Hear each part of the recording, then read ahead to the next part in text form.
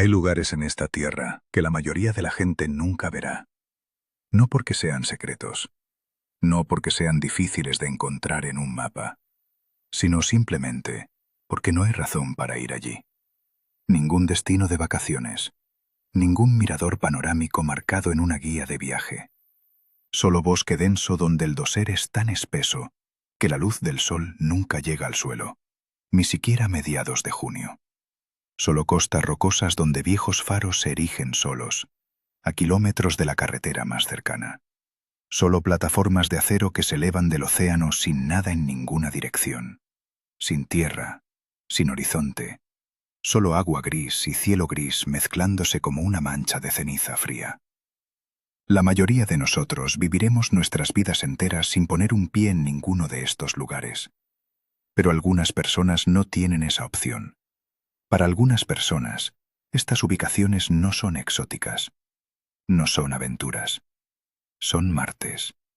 Son el despertador a las 5 de la mañana y el mismo café frío y la misma caminata a través del mismo tramo de la nada, semana tras semana, a veces mes tras mes, completamente aislados de cualquiera que pudiera ayudarlos si algo saliera mal. Ningún hospital cercano, ninguna evacuación rápida, ninguna forma de simplemente decidir irse. Esta noche quiero hablarles de 3 de esas personas, 3 ubicaciones diferentes, 3 tipos diferentes de aislamiento, 3 experiencias que ninguno de ellos ha podido explicar por completo, incluso años después del hecho, incluso después de repasar los detalles docenas de veces en sus propias cabezas, buscando la respuesta racional que casi aparece y luego se desvanece. He hablado con los 3 directamente. Lo que están a punto de escuchar es lo más cercano a sus palabras originales que puedo reconstruir.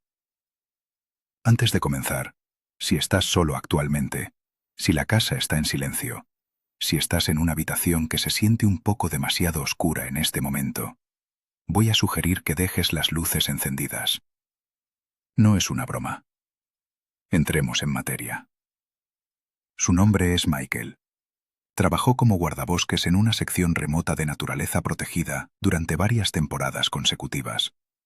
Los detalles de dónde no importan tanto como los detalles de lo que ese trabajo realmente significaba en la práctica. El pueblo más cercano estaba a más de 15 millas de distancia por un camino de tierra que se volvía completamente intransitable durante la lluvia. El servicio celular no existía. Su único vínculo con el mundo exterior era una radio de onda corta que funcionaba de manera confiable solo cuando el clima cooperaba, lo cual, en esa región, en otoño, no era a menudo. Sus deberes eran los que esperarías del trabajo: patrullar el bosque, documentar la actividad de la vida silvestre, vigilar la entrada ilegal, cazadores furtivos, intrusos, cualquiera que no debería estar allí, mantener el equipo, presentar registros diarios, reportarse por radio cuando las condiciones lo permitieran. Describió las primeras 2 temporadas como pacíficas. Su palabra. No aburridas, pacíficas. El tipo de silencio profundo que la mayoría de la gente gasta dinero tratando de experimentar en vacaciones, y que se convierte en algo completamente diferente cuando es obligatorio. Dijo que había hecho las paces con la soledad para el final del primer invierno. Había aprendido a llenar el silencio de manera productiva, leyendo, escribiendo en su diario personal, largas caminatas que documentaba con fotografías. No era un hombre que se asustara fácilmente. Era metódico, observador, cuidadoso. Tenía los instintos de alguien que había pasado años aprendiendo cómo se comportan realmente las cosas salvajes, a diferencia de cómo la gente imagina que lo hacen. La tercera temporada fue diferente. Comenzó un martes por la mañana en octubre. Salió justo después del amanecer para caminar por el perímetro antes de su informe de radio. El aire era lo suficientemente frío como para ver su aliento. El suelo estaba blando por la lluvia de la noche anterior, condiciones perfectas para rastrear. Notó las huellas casi de inmediato cuando dobló la esquina sureste de la cabaña. Su primer instinto fue un oso. Conocía bien las huellas de oso, pero éstas estaban mal de demasiadas maneras. La forma estaba mal. La disposición estaba mal. Estas eran huellas de un animal de 2 patas, algo que caminaba erguido. Eran grandes, sustancialmente más grandes que cualquier huella humana que jamás hubiera medido, y estaban descalzas. Sin banda de rodadura, sin impresión de suela. Solo la huella ancha y plana de algo caminando sin zapatos sobre el frío lodo de octubre. Se agachó sobre ellas durante mucho tiempo. Las fotografió. Las midió. Siguió el rastro. Las huellas salían de los árboles en el lado este. Se movían a lo largo de la pared sur de la cabaña. Continuaban por el lado oeste y luego regresaban a la línea de árboles. Un bucle. Limpio. Luego desaparecieron. Se reportó por radio. Describió lo que había encontrado. La respuesta llena de estática que recibió reconoció el informe sin ninguna preocupación notable. Se le dijo que monitoreara y documentara. Trató de no darle demasiada importancia. Las huellas inusuales no eran inauditas en la naturaleza remota. Había explicaciones. Siempre había explicaciones. Se dijo esto a sí mismo y siguió con su día. A la mañana siguiente, las huellas estaban de vuelta. Más cerca de la cabaña esta vez. Y ahora no solo hacían un bucle, hacían muchos. El suelo en el lado norte de la cabaña, el lado al que daba la ventana de su dormitorio, estaba completamente revuelto. Impresiones superpuestas, docenas de pasadas, todas del mismo tamaño, todas moviéndose en la misma dirección. Lo que sea que las hubiera hecho había pasado una cantidad significativa de tiempo caminando en círculos alrededor de su cabaña en la oscuridad. Quiero que te sientes con esa imagen por un momento.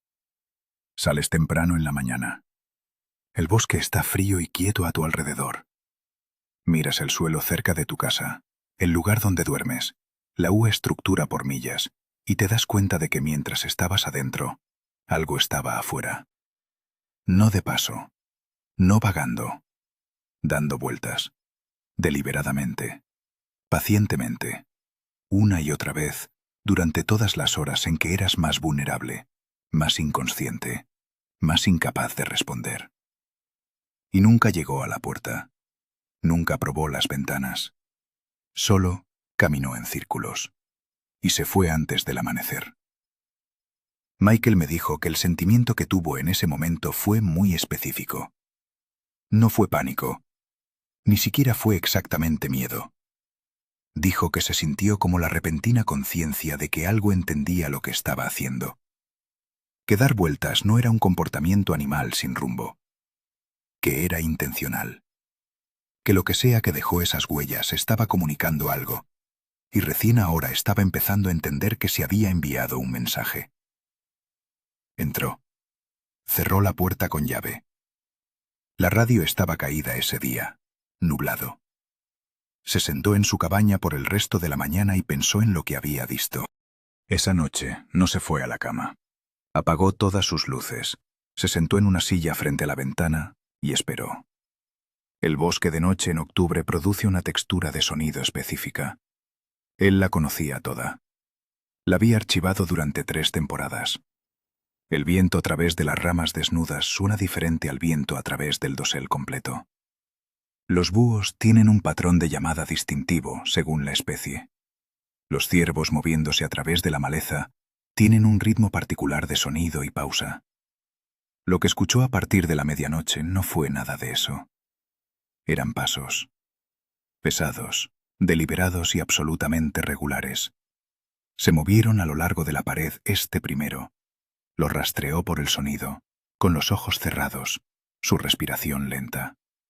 Luego al sur, luego al oeste, luego al norte, directamente debajo de la ventana de su dormitorio.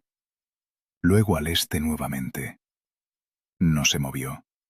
No encendió una luz. Se sentó en la silla y escuchó. Y contó los pasos porque le daba a su mente algo que hacer que no fuera gritarle.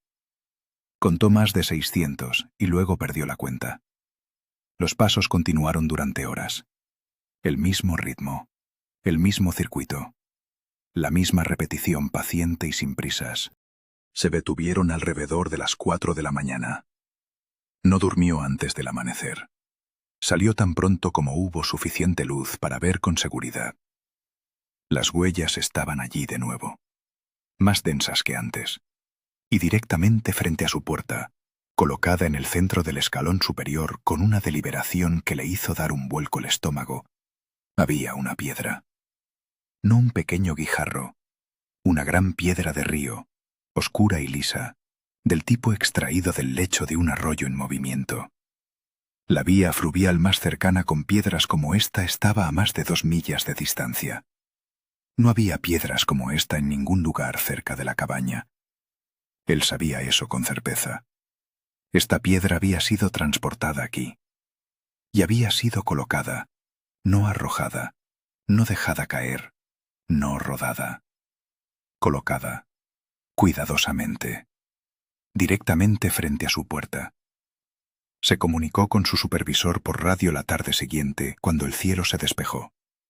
Describió las huellas. Describió los círculos. Describió la piedra. Dio las medidas, las fotografías, las fechas. Esperó la respuesta que le diría que había una explicación simple. Su supervisor se quedó en silencio por un largo momento.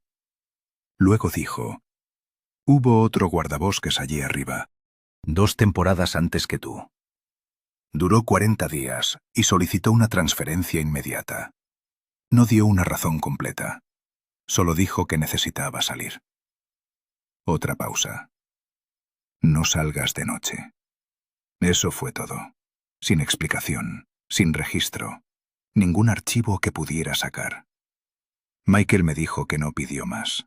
Dijo que entendió, instintivamente, que no había más que contar. O si lo había, no lo ayudaría. Se adaptó. Estableció una regla que mantuvo sin excepción por el resto de su rotación. Cuando se ponía el sol, entraba, cerraba la puerta con llave, cerraba las ventanas y no las abría hasta que amaneciera. Construyó un arreglo de inodoro interior temporal para no necesitar salir de noche. Redirigió todo su horario en torno a esas 12 horas de oscuridad. Las huellas aparecían cada mañana. Dejó de documentarlas. Verificaba cada mañana que no hubieran llegado a la puerta. Ese era su único criterio. Y luego se alejaba y no las volvía a mirar. En el antepenúltimo día de su rotación, habiéndose secado finalmente el camino lo suficiente como para conducir, Michael se despertó a las 2 de la mañana. Algo estaba arañando la ventana de su dormitorio. No una rama, no un animal atrapado contra el vidrio. Algo estaba moviendo la punta de un solo dedo, lenta, repetidamente, por la superficie de la ventana. Como si buscara una costura, como si probara en busca de una abertura. Se quedó acostado en su cama y no se movió. Controló su respiración. Miró al techo y contó los segundos. Y esperó. 43 minutos después, los arañazos se detuvieron. Se fue antes de las primeras luces. No escribió su informe de campo final. Condujo hasta la estación de guardabosques, devolvió su equipo y nunca regresó. Me dijo que todavía trabaja al aire libre. Diferentes regiones, diferentes asignaciones. Dice que el trabajo es el mismo, pero revisa el perímetro de donde quiera que duerma cada mañana ahora. Antes de levantarse de la cama, primero escucha. Dijo esto en voz baja, como una declaración de hechos, sin vergüenza. Revisa cada mañana, porque algunos hábitos son los que te mantienen a salvo. El faro está en una pequeña formación rocosa expuesta a varias millas de la costa en el mar Báltico. Construcción antigua, de principios del siglo XX en sus huesos, actualizada varias veces desde entonces, pero fundamentalmente sigue siendo la misma estructura. 2 cuidadores por rotación, siempre 2, porque el equipo requiere atención constante y una persona sola no puede mantenerlo de manera segura. Las rotaciones duran 3 meses trabajando, 3 meses libres. Chequeo diario por radio. Helicóptero de suministros una vez al mes si el clima coopera. Alex había trabajado en ese faro durante 8 años. Era un hombre práctico, ingeniero de formación, metódico por temperamento. No creía en cosas que no podía medir. Consideraba eso una característica de su personalidad, no una limitación. Cuando eres responsable de la seguridad de navegación de los buques en mar abierto, la superstición es un pasivo. Su compañero de rotación esa temporada era un hombre mayor llamado Dimitri. tranquilo, experimentado, profundamente competente y cómodo con los largos silencios, es decir, un compañero ideal para el trabajo en alta mar. Habían rotado juntos una vez antes. Se entendían sin necesidad de explicar mucho. El primer mes pasó normalmente. A principios del segundo mes, Dimitri enfermó gravemente. Fiebre alta, debilidad debilitante, el tipo de enfermedad que te pone de espaldas y te mantiene ahí. No había ninguna evacuación en camino. El clima era malo, y el helicóptero no debía llegar por varias semanas. La consulta médica por radio aconsejó descanso, líquidos y tiempo. Así que Dimitri se quedó en cama, y Alex se encargó de todo solo. A los 12 días de estar solo de guardia, en una noche de fuerte tormenta, Alex estaba apostado en la sala de observación superior. Llevaba casi 2 semanas durmiendo poco. La tormenta hacía que toda la estructura vibrara débilmente, una especie de zumbido bajo y continuo debajo de todo. La lluvia se precipitaba horizontalmente a través de las ventanas. La luz barría su arco lento y permanente a través del agua oscura de abajo, sin atrapar nada más que crestas de espuma. Estaba escaneando la superficie por hábito, cuando miró hacia abajo, hacia la cubierta de servicio inferior. Había una figura de pie allí. Su mente pasó inmediatamente a la explicación más razonable. Dimitri. El hombre estaba febril y había salido a caminar. Pasaba. Las fiebres altas producen confusión. Agarró su linterna y bajó las escaleras inmediatamente. Se movió rápido. Abrió la puerta exterior contra el viento. Salió a la tormenta. ¡Dimitri! Tuvo que gritar sobre el clima. La figura no se giró. No reaccionó. Alex caminó hacia ella. Estaba lo suficientemente cerca como para tocarla. Levantó la mano, y el espacio donde había estado la figura estaba vacío. No como alguien retrocediendo o alejándose. Simplemente vacío. Como si la presencia y la ausencia hubieran intercambiado lugares entre un paso y el siguiente.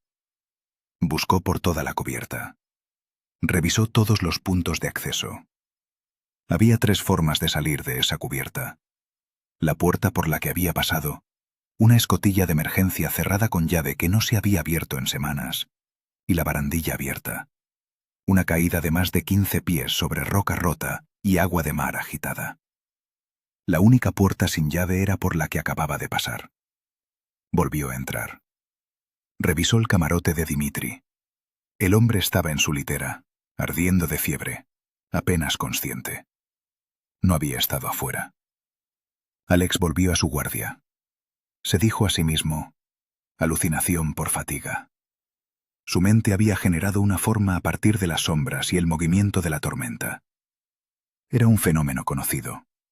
La gente ve cosas cuando está agotada. No significaba nada. Mantuvo esa explicación durante 10 días más. Luego, en una tarde clara, buena visibilidad, mar en calma, sin justificación atmosférica posible, Alex estaba almorzando en la sala común y miró por la ventana del ojo de buey a la pasarela de servicio inferior. Alguien estaba caminando por ella. Llegó a la ventana rápido. La figura se detuvo, se giró. Miró directamente a la ventana, hacia él. No podía distinguir las facciones a través del vidrio grueso y empañado por la sal, pero la orientación del cuerpo era inconfundible. Lo que sea que estuviera ahí afuera, lo había visto moverse hacia la ventana. Se había detenido y girado para mirarlo específicamente a él.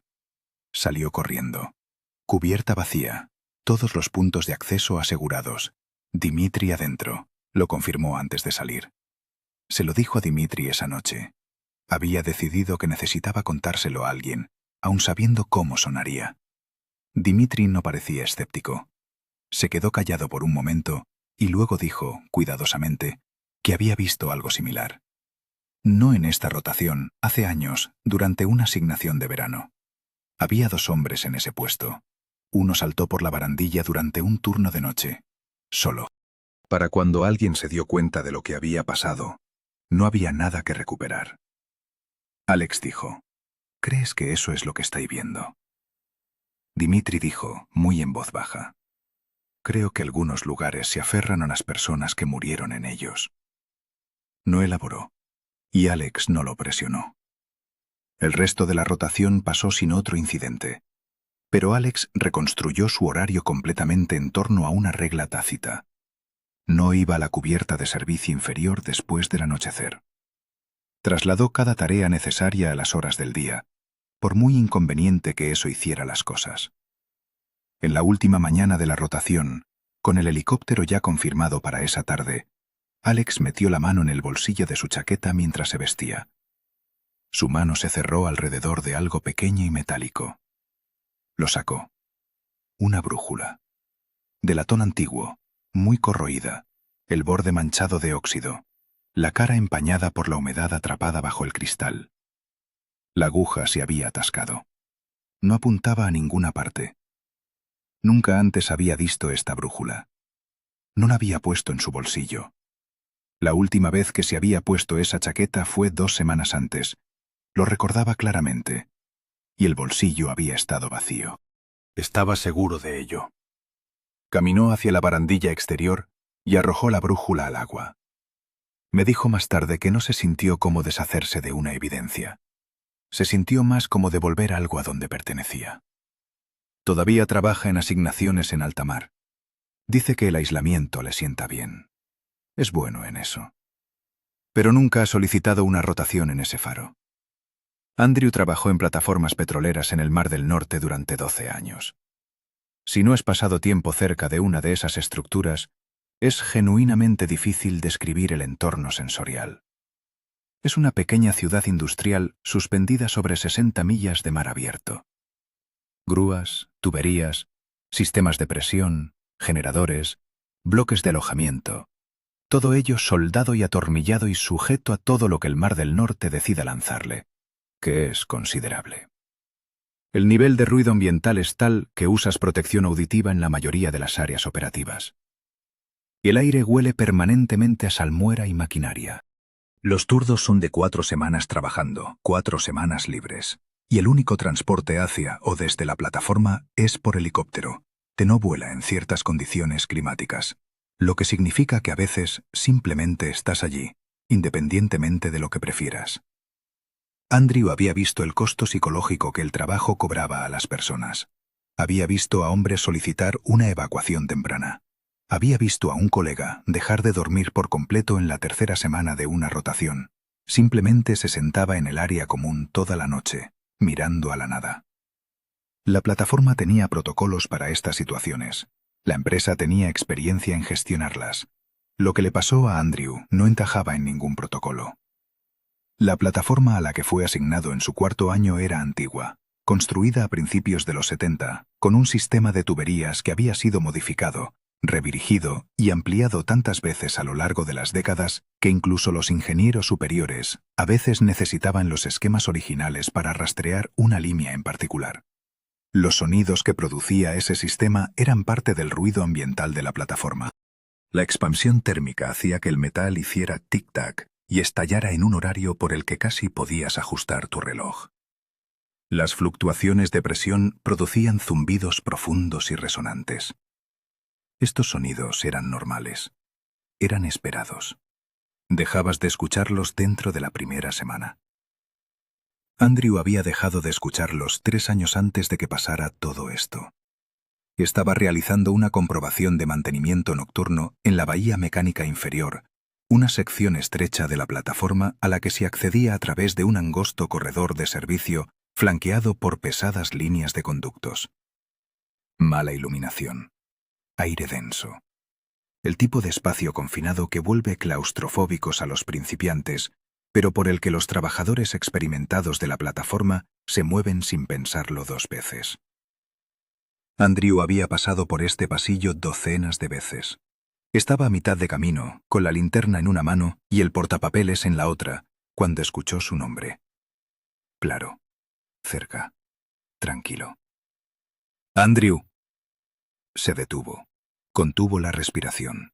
Barrió su linterna por ambas paredes. Conductos, aislamiento, soportes de metal. Nada que pudiera haber producido una voz. Gritó. Su voz volvió a él ligeramente ahogada por el aislamiento, y luego se quedó en silencio. Encendió su radio. Su compañero de turno estaba en la bahía de operaciones en el lado opuesto de la plataforma y confirmó que no había llamado Nava. Andrew se quedó en el pasillo por un momento. Tomó la decisión que me dice que cualquier persona razonable tomaría. Artefacto acústico. Estos sistemas de tuberías eran antiguos y acústicamente extraños. Bajo las condiciones adecuadas de presión y temperatura, las frecuencias resonantes podrían producir lo que el oído humano interpretaba como habla. Había leído sobre esto. Hizo una nota en su portapapeles y siguió moviéndose. 17 minutos después, habló de nuevo. Esta vez no solo su nombre. Esta vez dijo: «Sal de aquí». Se fue. Volvió a través del corredor a un paso controlado, no corriendo, aunque quería hacerlo, y salió a la bahía de mantenimiento más amplia. Se quedó allí un momento, respirando. Luego fue a buscar al supervisor de turno. Reportó un evento acústico inusual en el pasillo de la bahía mecánica inferior. Dijo que quería que se añadiera una comprobación de integridad de presión a la rotación de mantenimiento del día siguiente. Dio una justificación técnica, el tipo de cosa que sonaba como una precaución de rutina. Nadie lo cuestionó. El equipo de inspección entró la tarde siguiente. Encontraron una fisura fina en una unión de conducto de presión, precisamente en la sección del pasillo de tuberías donde Andrew había estado de pie. A la presión de funcionamiento actual se clasificó como un hallazgo menor. Pero la evaluación de ingeniería fue específica. Sin intervención, el ciclo térmico continuo habría propagado la fisura significativamente durante las siguientes semanas. En caso de falla, cualquier persona en esa sección del pasillo durante un evento de presión no habría tenido tiempo ni salidas. Andrew presentó su papeleo de incidente estándar y regresó a su rotación. No dijo nada sobre lo que realmente había escuchado. Me lo dijo a mí, sin embargo, meses después, en tierra. Me contó todo, en orden, sin adornos. Y luego me contó la última parte. Unos días después de la inspección, entabló una conversación con uno de los miembros más antiguos de la tripulación de la plataforma, un aparejador que había estado en esa plataforma desde principios de los 80. Andrew le preguntó, tan casualmente como pudo, si había habido incidentes graves en la plataforma a lo largo de los años. El viejo aparejador lo pensó. Dijo que había habido algunos. Uno que se destacaba. A principios de la década de 2000, un joven técnico de mantenimiento, trabajando solo en la bahía mecánica inferior durante un turno de noche. Problema con el equipo. Lo encontraron a la mañana siguiente. Andrew le preguntó cómo se llamaba el hombre. El aparejador se lo dijo. Andrew se quedó muy quieto cuando me contó esa parte de la historia. Miró la mesa que nos separaba. Se quedó callado unos segundos. Luego levantó la vista. «No importa», dijo. «Lo que importa es que yo salí». Le creí. Y no le pedí que dijera el nombre. 3 lugares. 3 hombres. 3 cosas que ninguno de ellos puede explicar. No del todo. No para su propia satisfacción. Michael te dirá que no tiene idea de qué estaba dando vueltas alrededor de su cabaña en la oscuridad durante esas largas noches de octubre. Dice que hizo las paces con no saber, eventualmente. Pero revisa el perímetro de donde quiera que duerma ahora. Cada mañana. No sabe cómo dejar de hacerlo, y después de un tiempo, decidió que no lo necesitaba. Alex te dirá que las estructuras antiguas se aferran a las personas que se movieron a través de ellas. Lo dice llanamente, sin pedir disculpas, como una conclusión a la que ha llegado a través de la experiencia directa. No es un hombre supersticioso. También te dirá que esa distinción dejó de importarle. Andrew te dirá que hay una explicación racional para lo que escuchó. Lo dirá con convicción. Y luego, un segundo demasiado tarde, añadirá que se alegra de haber escuchado de todos modos. No sé qué caminaba alrededor de la cabaña de Michael en la oscuridad durante esas largas noches de octubre. No sé quién estaba parado en esa cubierta de servicio en la tormenta, o qué se supone que significa una brújula en un bolsillo vacío. No sé de quién fue la voz que se abrió paso a través de décadas de acero y aislamiento para advertir a un hombre que trabajaba solo a las 2 de la mañana. Pero sé que los tres todavía están aquí. Y sé que cada uno de ellos, a su propia manera, en su propio idioma, aprendió a prestar atención a algo que no podían ver ni explicar. Y que prestar atención los mantuvo con vida. Tal vez esa sea la única lección que hay. Que en los lugares donde nadie puede alcanzarte, algo más a veces lo intenta. O tal vez, y dejo esto como una pregunta abierta y genuina, la oscuridad se mete en tu cabeza cuando pasas suficiente tiempo en ella. Tal vez el aislamiento y el agotamiento y la calidad particular del silencio en lugares verdaderamente remotos producen algo en la mente que se siente exactamente como una advertencia del exterior, cuando en realidad proviene de la parte más profunda de ti mismo. No sé cuál de esas respuestas me parece más aterradora. Tal vez me importa. Gracias por estar aquí conmigo esta noche. Si has trabajado en algún lugar remoto y sucedió algo que nunca has podido explicar del todo, un puesto de observación de incendios, un barco, una estación de investigación, un relevo en la cima de una montaña, cualquier cosa, déjalo en los comentarios. Los leo todos. Y algunos de ellos se convierten en exactamente lo que acaban de escuchar. Cuídense allá afuera. Y mantengan las luces encendidas.